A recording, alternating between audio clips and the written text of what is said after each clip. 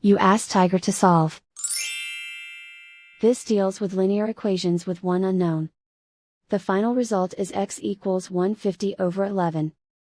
Let's solve it step by step. Swap sides. Isolate the x.